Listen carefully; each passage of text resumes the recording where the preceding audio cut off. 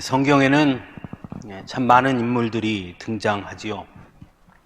그 중에 가장 흥미로운 인물 중에 한 사람이 바로 야곱이 아닌가 싶습니다. 어떤 면에서 야곱은 가장 인간적인 인물처럼 느껴지기 때문일 겁니다. 아버지의 축복을 얻기 위해 아버지를 속이고 팥죽 한 그릇에 형에게 장자권을 사는 그런 영악한 사람이 바로 야곱이었습니다. 하지만 그렇게 영악했던 야곱도 삼촌 라반의 집에 가서는 삼촌 라반에게 여러 차례 속기도 하고, 그럼에도 불구하고 또한 자신이 얻고자 하는 일을 위해서는 마침내 이루어내는 집념을 보여주기도 한 사람이었습니다. 특히나 자신이 사랑하는 여인 라헬을 얻기 위해 14년이라는 시간을 인내하는 모습을 보여주기도 합니다. 그래서 그런지 야곱을 가만히 들여다보면 얄밉기도 하지만 왠지 모를 측은함도 느끼게 되고, 또 쉼 없는 경쟁과 권모술수가 가득한 이 현대를 살아가는 우리들과 묘한 동질감을 느끼게 하는 인물인 것 같다 하는 생각이 들기도 합니다. 하지만 오늘 본문에서 보여지는 야곱의 모습은 처량하기가 그지 없습니다. 그렇게 아버지의 축복을 받았으나 오늘 본문에서 보는 것처럼 형을 피해 먼 하란까지 쫓겨가게 되는 신세가 되었습니다. 더욱이 본문에서 보여주고 있는 야곱의 신세는 마땅히 거할 곳조차 없어 유숙할 수밖에 없었고, 돌을 가져다 베개로 삼아 잠을 청할 수밖에 없는 암담한 모습을 보여주고 있습니다. 차라리 야곱이 아버지를 속이고 형의 축복을 뺏지 않았더라면 집에서 자신을 사랑해주는 어머니와 형과 아버지와 함께 훨씬 안정되고 편안한 삶을 살았을 텐데, 내가 왜 그런 짓을 했을까 어쩌면 후회했을지도 모를 그런 상황입니다. 그래서 한 가지 근원적인 질문을 하게 됩니다. 왜 야곱은 형의 축복을 빼앗았을까? 아버지를 속여서까지 아버지의 축복을 받고자 했던 이유가 도대체 무엇이었을까? 그 축복이 도대체 어떤 것이길래 야곱은 형을 속이고 아버지를 속여 그 축복을 빼앗은 것일까? 물론 성경에는 분명한 이유가 등장하지는 않습니다. 다만 야곱의 어머니 리브가의 권유로 인해 이루어진 것처럼 보여질 뿐입니다. 하지만 저는 오늘 본문을 통해서 야곱이 아버지의 축복을 받으려 했던 가장 근원적인 이유를 가늠해 볼 수 있다고 생각합니다. 본문 16절에서 야곱은 잠을 깨어 이렇게 고백합니다. 여호와께서 과연 여기 계시거늘 내가 알지 못하였도다. 신앙생활의 중심은 하나님과의 만남이라고 할 수 있습니다. 근데 하나님과의 만남의 방식에는 크게 두 가지가 있을 수 있습니다. 하나는 내가 하나님이 계신 곳에 가서 만나는 것이고, 또 다른 하나는 내가 있는 곳에 하나님이 찾아오시는 것이죠. 결국은 그렇게 하나님을 만나게 되는 것이죠. 창세기 11장에 아브라함이 하나님의 부름을 받는 장면을 우리는 모두 잘 알고 있습니다. 그리고 그 말씀을 통해 우리는 아브라함과 하나님의 만남이 어떤 방식으로 이루어졌는지도 잘 압니다. 하나님이 아브라함에게 찾아오셨습니다. 아브라함의 여정을 통해 성경은 계속해서 하나님께서 아브라함이 있는 곳에 찾아오셨고 그를 만나 주셨음을 분명히 보여주고 있습니다. 자신의 아내를 루이라 속였던 그 위기의 순간에도 오히려 하나님께서 그들의 삶 가운데 간섭하셔서 그 위기를 벗어나게 하십니다. 아브라함이 자식이 없어 자신의 종을 후사로 삼으려 했을 때도 하나님은 친히 아브라함이 거하는 장막에 찾아오셔서 그에게 다시 약속을 상기시켜 주시기도 합니다. 이처럼 아브라함과 하나님의 만남은 아브라함이 하나님이 계신 곳에 찾아가는 것이 아니라 하나님이 아브라함이 있는 곳에 찾아와 주셨고 아브라함의 삶의 한가운데 하나님께서 친히 강림해 주셨던 것입니다. 아브라함의 아들 이삭도 마찬가지였습니다. 이삭 역시 블레셋에서 자신의 아내를 루이라 속였던 그 위기의 순간에 하나님은 이삭에게 찾아오셨고 그의 삶에 간섭하십니다. 이삭 하면 가장 많이 떠오르는 것이 우물이지요. 우물을 팔 때마다 그랄 목자들과 다투게 되어 계속해서 옮겨야 했던 이삭이 브엘세바에 올라갔을 때 하나님은 그에게 찾아오셨고 아브라함에게 약속했던 축복의 약속을 다시 확인시켜 주십니다. 그리고 이삭은 비로소 브엘세바에 정착하게 됩니다. 그런데 그 이후 하나님과 이삭의 만남이 성경에 더 이상 등장하지 않는 것을 보게 됩니다. 즉 이삭은 브엘세바에 정착하게 되었고 거기에 하나님의 잔을 쌓았습니다. 아브라함과 이삭을 통해 알 수 있는 것은 아브라함과 이삭이 유목생활, 즉 여기저기 떠돌이 생활을 할 때 거처를 옮길 때는 당연히 하나님이 한 곳에 계시다는 인식을 할 수 없었을 것입니다. 오히려 하나님께서 자신들을 찾아오시는 것을 당연하게 여겼을 것입니다. 그럴 수밖에 없었으니까요. 하지만 창세기 26장에 이삭이 브엘세바에 정착하고 그곳에 제단을 쌓고 장막을 치면서는 달라졌던 것입니다. 하나님이 그곳에 머물러 계시다 여겼던 것이죠. 그리고 야곱은 마땅히 그 아래에서 자랐기 때문에 당연히 하나님이 그곳에 계시다고 여긴 것이 당연했을 것입니다. 그래서 아버지의 축복이 너무 중요한 것입니다. 왜냐하면 하나님은 지금 거기 머물러 계시고 그 하나님께서 아버지를 통해 축복하시기에 그 축복은 너무너무 귀한 것입니다. 하지만 야곱이 브엘세바를 떠나 하란으로 가는 그 여정 속에서 그는 비로소 하나님이 계시는 곳에 찾아가 만나는 것만이 아니라 하나님께서 내가 있는 그곳에 찾아오시는 분임을 비로소 깨닫게 된 것입니다.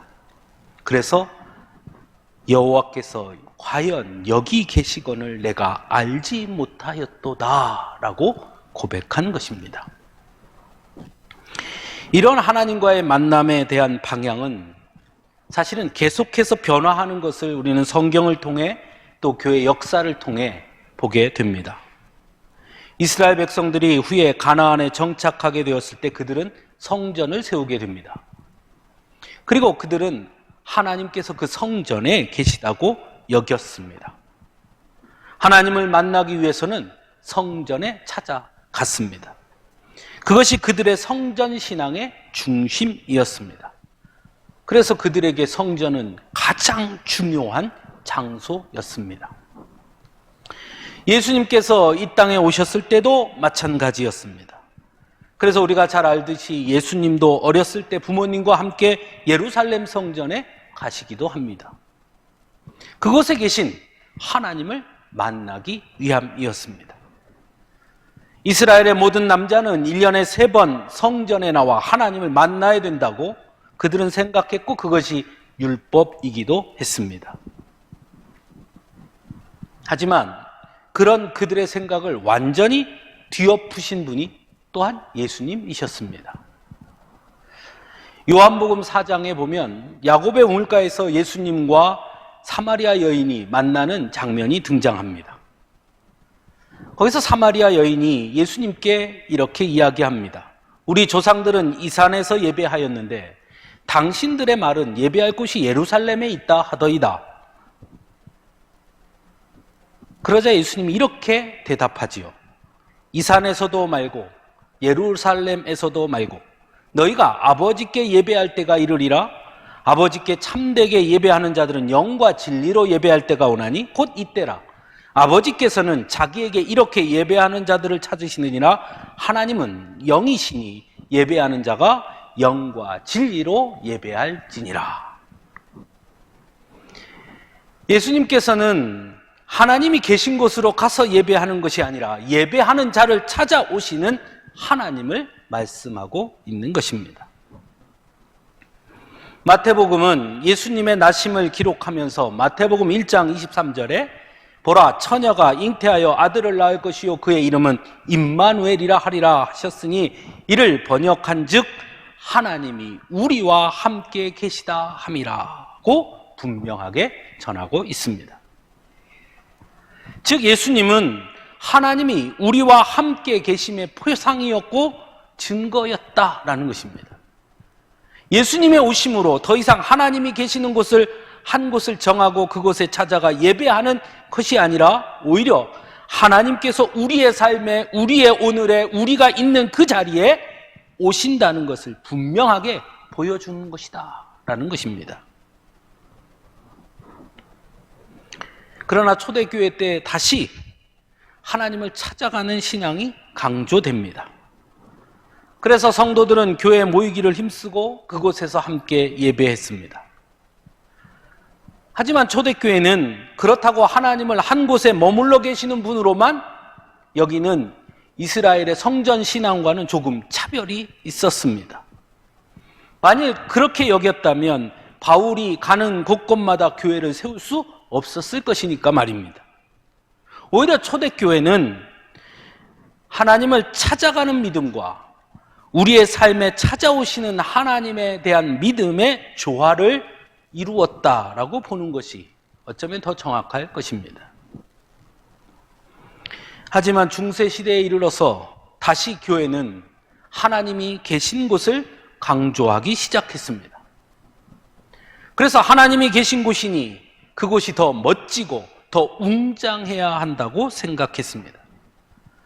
하나님이 그곳에 계시다고 사람들에게 말했고 하나님을 보기 위해서는 그곳에 찾아와야 한다는 것을 강조했습니다. 이스라엘 백성들이 가나안에 정착했을 때 성전 중심 신앙을 강조했듯이 중세시대의 교회 역시 교회 중심을 매우 강조했습니다. 그러나 종교개혁자들은 달랐습니다. 그들은 교회 중심만을 강조했던 로마 가톨릭의 폐쇄성을 통렬하게 비판했고 다시 우리의 삶에 함께 하시는, 우리와 함께 하시는 하나님을 강조했습니다. 하나님은 높이 솟은 종탑의 웅장함을 뽐내는 교회만 계신 것이 아니라 바로 우리들의 삶 속에 하나님의 말씀이 머무는 그곳에 하나님께 예배하는 자들이 모여있는 그곳에 함께 계심을 소리 높여 외쳤습니다.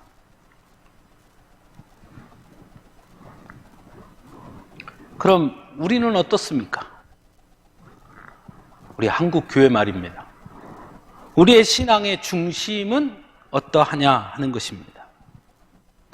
물론 우리 역시 초대교회 때처럼 찾아가 만나는 하나님과 내게 찾아오시는 하나님을 동일하게 강조하지만 실상은 어떤 측면에서는 여전히 찾아가 만나는 하나님에 대한 인식이 더 많이 있음을 부인할 수 없습니다. 그래서 여전히 우리는 교회를 성전이라 부르지요. 성전, 거룩한 집, 하나님이 계시니 거룩한 집. 예배당, 즉 예배를 드리는 집이라는 말도 사용하지만 그러나 우리는 여전히 너무나 익숙하게 성전이라는 말을 더 많이 사용하고 있습니다. 즉 우리의 인식 속에는 여전히 하나님은 이 교회, 이 성전에 계시고 우리가 하나님을 찾아가서 만나야 된다는 인식이 자리 잡고 있다라는 증거라 할 수 있을 것입니다. 그러다 보니 우리의 삶의 현장과 우리의 오늘의 자리에는 하나님이 계시지 않다고 여기게 되는 것 아닌가 싶습니다. 즉 신앙과 우리의 삶의 간격이 점점 멀어지는 것이죠. 왜? 하나님은 거기에 계시니까. 야곱은 아버지의 축복을 얻었습니다. 아버지가 있는 집에서, 하나님께서 계시다고 하는 그곳에서 야곱은 아버지의 축복을 얻어냅니다. 하지만 그 자리를 떠난 오늘의 그 자리에 아버지의 축복은 아무런 영향을 끼치지 못합니다. 오히려 그는 돌베개를 베고 잠을 청하는 처량한 지경에 이르고 말았습니다. 아버지의 축복을 받았는데 말입니다. 오늘 우리 성도들이 예배당을 떠나면 힘을 잃는 이유도 이와 비슷하지 않습니까?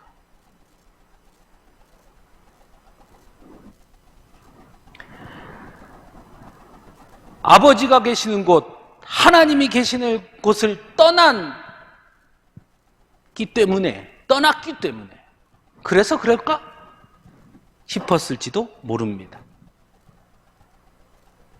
우리가 예배 드릴 때는 감격스럽고, 예배 드릴 때는 뜨겁고, 예배 드릴 때는 결단하지만 막상 예배당을 떠나 우리의 삶의 자리로 가면 야곱이 처한 상황과 동일한 그런 모습 속에 빠질 때가 얼마나 많습니까?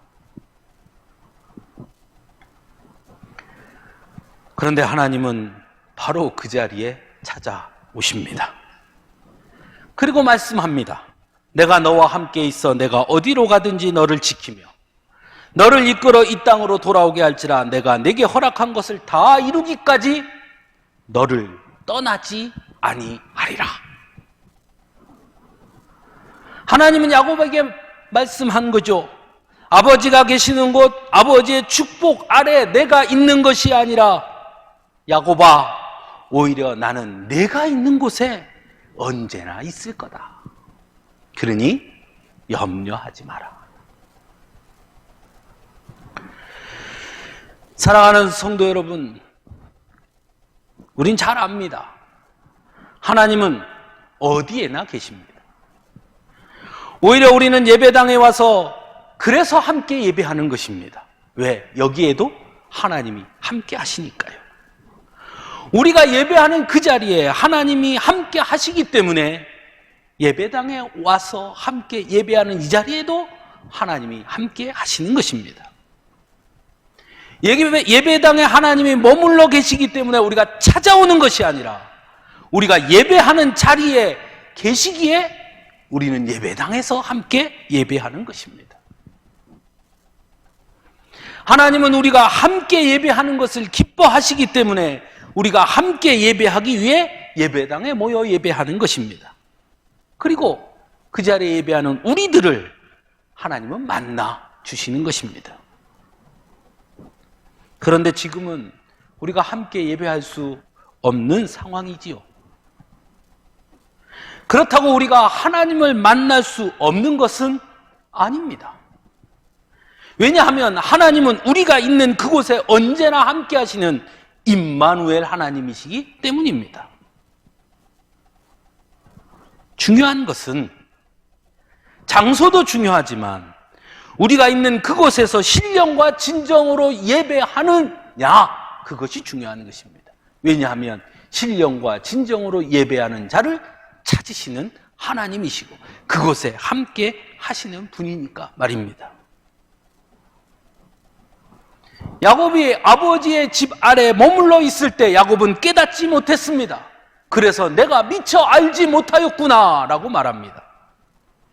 하지만 야곱이 하란으로 가는 그 고난의 여정을 통해 오히려 그는 하나님이 언제나 나와 함께 하심을 깨달았습니다. 그래서 흔히 성도에게 고난은 하나님을 만나는 통로라고 말하는지 모르겠습니다. 그런 면에서 오늘의 우리는 하나님이 언제나 나와 함께 하심을 더 깊이 깨달을 수 있는 시간이 아닌가 생각해 봅니다. 또한 그래서 균형 잡힌 신앙이 얼마나 중요한지도 새삼 깨닫게 됩니다. 여전히 하나님을 한 곳에 머무는 분으로 여기고 하나님을 찾아가 만나는 신앙만을 고집하는 분들이 여전히 있습니다. 그 반대도 있지요. 나를 찾아오시는 하나님만을 강조하는 분들도 있습니다. 그래서 그런 분들은 무교회주의를 주장하기도 하고 공예배를 등한시 여기기도 하고 더 나아가 교회의 무용성을 주장하기도 합니다. 내가 있는 곳에서 예배 드리면 되지 뭐 굳이 교회 가서 예배를 드리냐. 이제 교회 다 필요 없어. 온라인으로 예배할 수 있는데 뭐 이제 가서 같이 예배 드릴 이유가 없어. 하지만 바른 신앙은 두 가지 모두를 중요하게 여기고 균형을 잡는 신앙이라는 것을 여러분 기억해야 합니다. 하나님께서 세우신 교회에 와서 함께 공예배를 통해 하나님을 만나는 것 여전히 너무나 중요한 일입니다. 하나님은 실제로 그렇게 역사하기도 했습니다. 이스라엘이 가나안에 정착해서 나라를 세웠을 때 하나님은 분명 성전을 통해 말씀을 흘려보내 주셨고 역사하셨습니다. 이스라엘 백성들에게 1년에 3번씩은 모두 성전에 나와 하나님을 만나게 하셨습니다. 그러므로 그들이 하나님의 백성임을 날마다 인식하게 하셨습니다. 잊지 않도록 하신 것입니다. 우리가 함께 모여 예배당에서 공예배를 드리는 이유 또한 그것입니다. 우리가 함께 예배함으로 우리가 그리스도인임을, 우리가 예수님의 자녀들임을 서로 인정하고 서로 힘을 북돋아서 하나님이 맡겨주신 이 땅에서의 사명들을 함께 힘 모아 감당할 수 있도록 우리가 하나님의 자녀임을, 거룩한 성도임을 새삼 깨닫게 하는 그 자리로, 그것이 바로 우리가 함께 모여 예배당에서 예배하는 의미이기도 합니다. 하지만 그렇다고 하나님을 성전에만 머무시는 분으로 오해해서는 안 됩니다. 하나님은 하나님이 사랑하시는 자녀들과 언제나 함께 하시는 분이시기 때문입니다. 우리가 어디에 있든지 무엇을 하든지 항상 함께 하시고 역사하시는 분입니다. 이스라엘 백성들이 애굽에 종살이를 할 때도, 바벨론의 포로로 끌려갔을 때도, 성전이 모두 회파되었을 때도 하나님은 여전히 이스라엘 백성들과 함께해 주셨습니다. 오늘 우리가 함께 모여 예배하는데 어려움이 있다 할지라도 하나님은 여전히 오늘을 살아가는 우리들과도 함께 하심을 그래서 잊지 말아야 하는 것입니다. 지금껏 우리는 함께 모여 예배하는 예배당에서 하나님을 만나는 것에 더 집중했다면, 어쩌면 찾아가 만나는 하나님에 좀 더 집중한 신앙이었다면, 이제 우리의 삶의 자리에서 우리의 오늘, 우리가 있는 그곳에 찾아오시는 하나님을 만나는 일에 이제 더욱 집중해야 할 때입니다. 사랑하는 성도 여러분, 매 순간 우리와 함께 하시는 하나님을 더 깊이 만나고 고백함으로 우리의 믿음이 더욱 균형 잡힌 믿음이 되도록 최선을 다해야 하는 것입니다. 그래서 이 시간은 소중한 것입니다. 찾아가 만나는 것이 아니라 하나님이 내게 찾아오시는 하나님을 만날 수 있도록 우리가 더 하나님 앞에 신령과 진정으로 엎드리고 예배하는 우리들이 되어야 할 줄로 믿습니다. 그러면